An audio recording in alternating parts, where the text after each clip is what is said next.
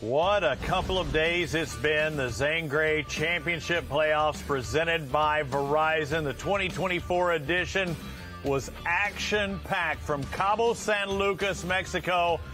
It wasn't just a year-long hunt, a year-long search. We fought all year long. All teams did. It came down to 4, but one team was crowned champion. That team is Lifeline, the Zane Grey Championship playoffs winner. Robbie Floyd and Peter Miller with you here, and big smiles on their face. Their 10.5-hour day is done. It started early, and it ended in a flurry as well for them. Dino and crew, they are stoked. It was wide open for these guys, catching 14 on day 1, 11 on day 2, plus a blue. That is some wide open fishing, guys. The leaderboard, after all was said and done, it's officially unofficial, but Lifeline with 575-point advantage. They caught the most. I mean, they caught 26 total, as you said, but that blue marlin really kind of set the tone. There were only 2 blue marlin caught. One was by Lifeline, the other caught by Rising Suns.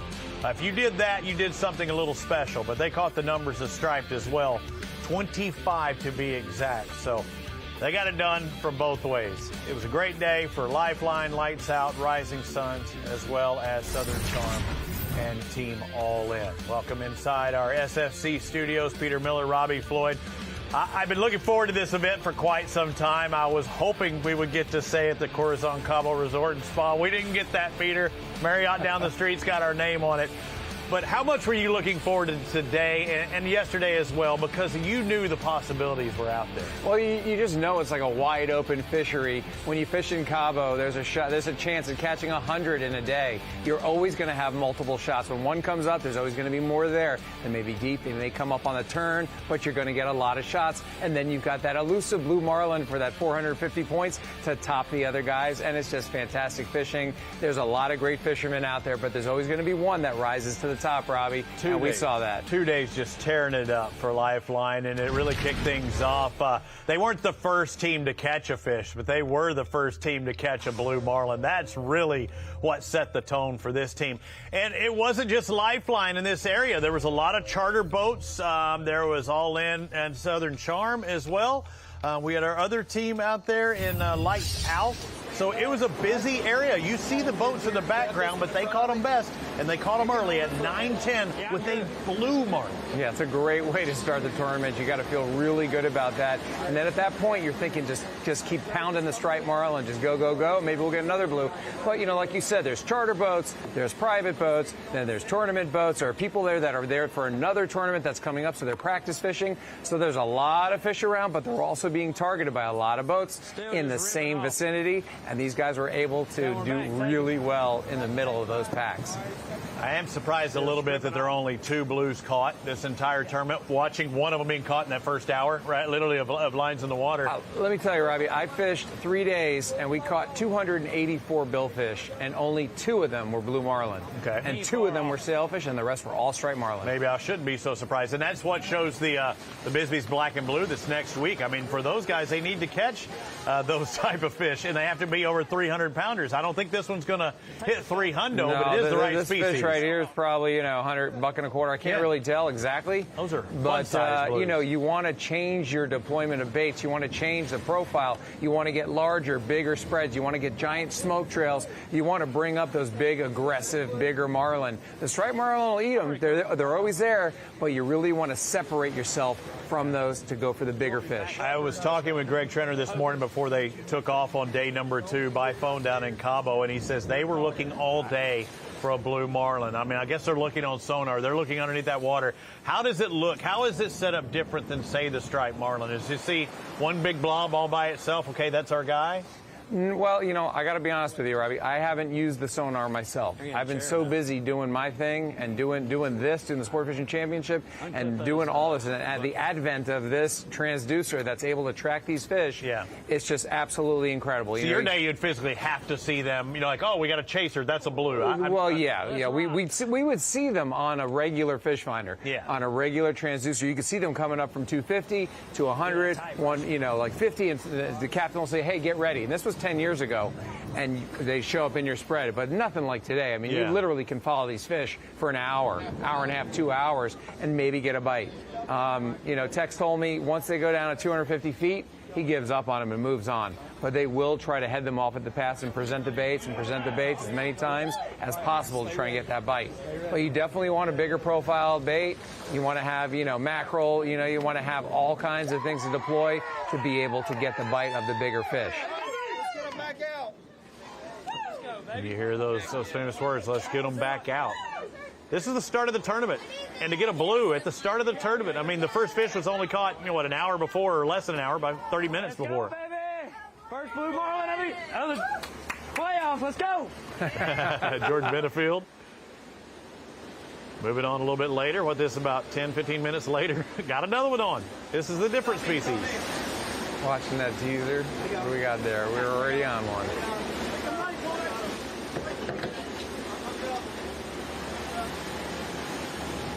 Somebody get in the chair. Dino's here. Here.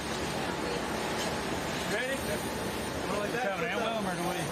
Let's see if we can get it done. McDowell in the seat. Yeah, this was very shortly after. And they're getting stretched out, because they keep that boat in motion. They're getting stretched out. That fish is getting further and further away. Greyhounding away from the boat, ripping line off that reel, probably 30-pound test on that rod. That's got to be 2 miles offshore, maybe 3 tops. It's not very far. And that lands too It's close. a little deceiving when you have the mountains, but yeah. Yeah, but I mean, that lands close. I remember in Puerto Rico, I thought we were really close. It seems like we were 3 there, and that looks even closer. Yeah, you could swim it. No. I would drink. Double striped marlin hookup. Yeah, it took a little longer to get the other one in. They're backing hard on that fish. Lots of line. Yeah, Dino McDowell, Blake Bridges, both with them on. Remember, this was the one off the bow. This is the one off the bow, and then they realized, hey, let me run up to the bow and deploy it better. Having to bring that rod and reel underneath. Yep. He never let go. He walked it up, got the bite off the bow, and walked it right back. Boy, Dino, keep working them. Nobody's going to outwork him, just like he said. That's right.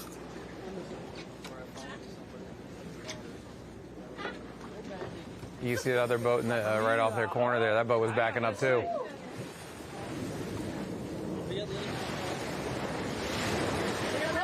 I want to point out also all of our tournaments are catch and release for our end of the Sport Fishing Championship. All these fish that have been caught this week are catch and release fish. And it sustains the fishery. I mean, it's incredible to get this many shots. SFC, here we are. We're catching some more, baby. Here we go. Get the turtle box visor. And size doesn't matter. You can catch one, like we talk about little dolphins or chicken dolphin. What would you call a very small blue marlin? Because Jason Berthelon caught one the other day, maybe 100 pounds. Would it be a chicken, I blue? just call it a small blue, little tiny blue. But all these striped marlin, Robbie, this is the one that almost got him. You see that, Bill? Ooh, watch out, all these striped marlin have been really good Beefy. size, honestly. I think they're bigger than the whites that we see. Yeah, definitely. We'll get a big white every now and then, but for a preponderance, I think that these stripes have been larger. Yeah, most of these white marlin the guys are catching in these tournaments, they're in the 70 to 80 pound class. Some of these striped marlin that we're seeing today are above that, and they're giving free rides to 2 remoras there. That makes them an extra 2 pounds. Yeah. You ever eaten one of those? And more now, they stick to the pan. They're really hard to cook. Heck of a job. They stick to everything, even the marlin. Oh, man, I'm wore out. About messed up. We got it in, though. We didn't get a talk bird's about that nest? earlier. He got a bird's nest, and he came tight on that bird's nest, and the fish probably flopped backwards, and he was able to crank them in. Yeah, you get that bird's nest, you can't crank no more. That's fresh line. That's when the captain's got to put it in reverse, Terry. Back it up, Terry. Yep. Another walker, and look at all those boats. Boat behind him backing up.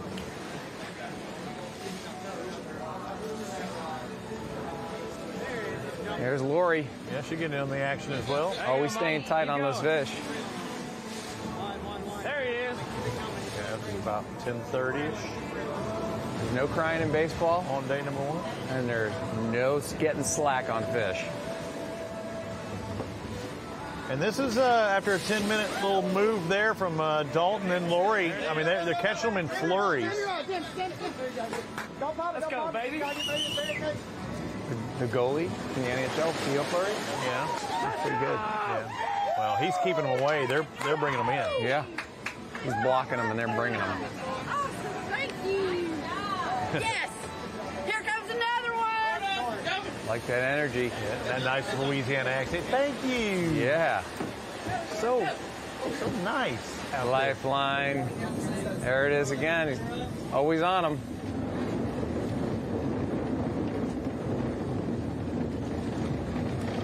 Cranking. Backing in the trough. Not so bad. Not so wet. Pretty nice.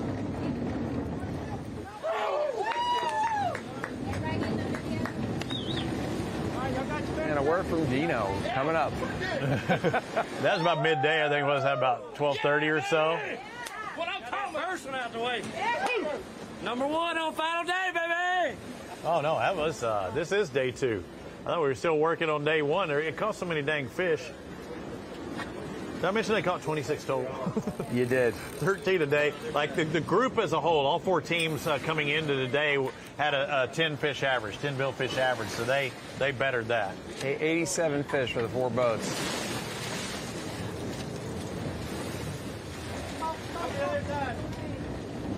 Backing up, backing up. That fish, look at this fish going forward. Going into neutral here. We got neutral, and now we're going back the other way.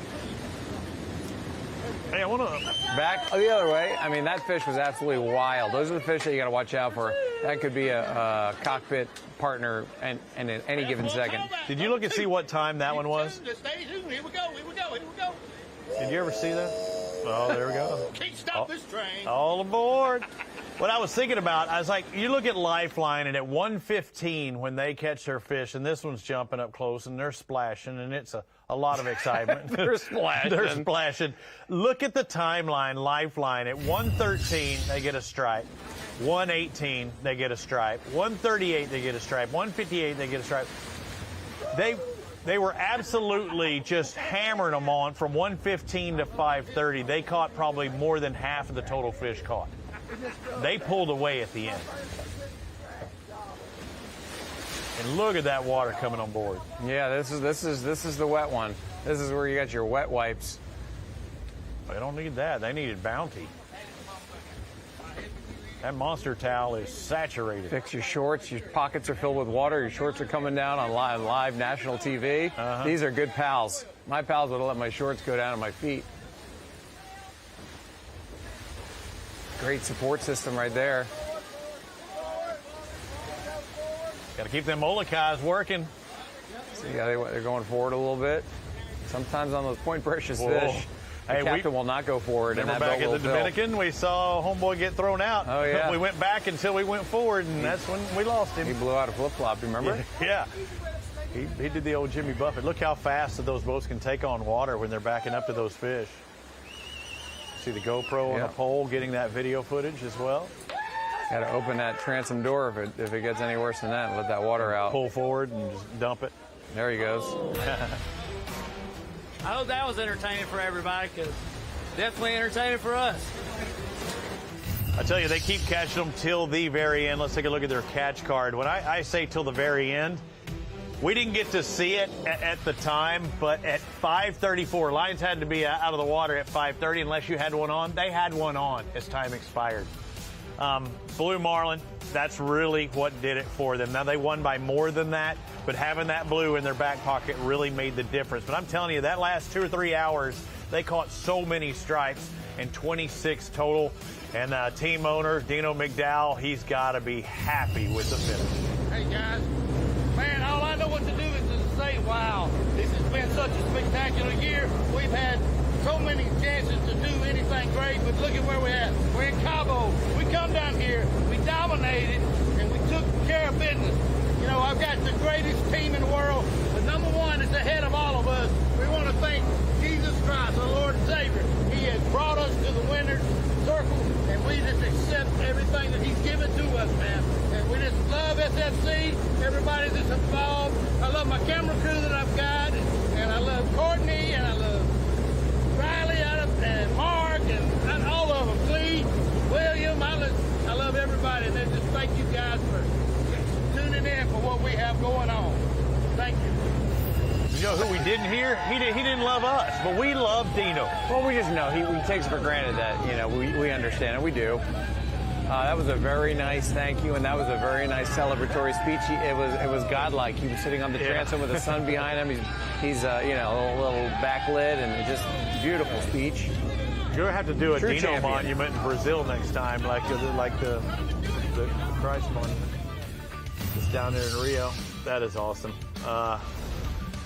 Dino didn't have much left. Cerveza left in the old bottle. He didn't have any to spray. He'd been drinking it already. There was nothing was coming out. He was shooting blanks there. We've got Lifeline with 35.75. Lights out with 3,000. Just one blue marlin and one striped marlin away from first place. That was a close call there. And the only Atlantic team, too. I mean, Yeah. they showed out, didn't they? Yep. Rising Suns in third, Southern Charm all in. Again, they had to do something a little bit different. The team that won, they did something different. They caught more than everybody else, including that blue marlin. Peter, I can't wait for 2025. A lot of new things are ahead of us. A lot of announcements on sportfishingchampionship.com.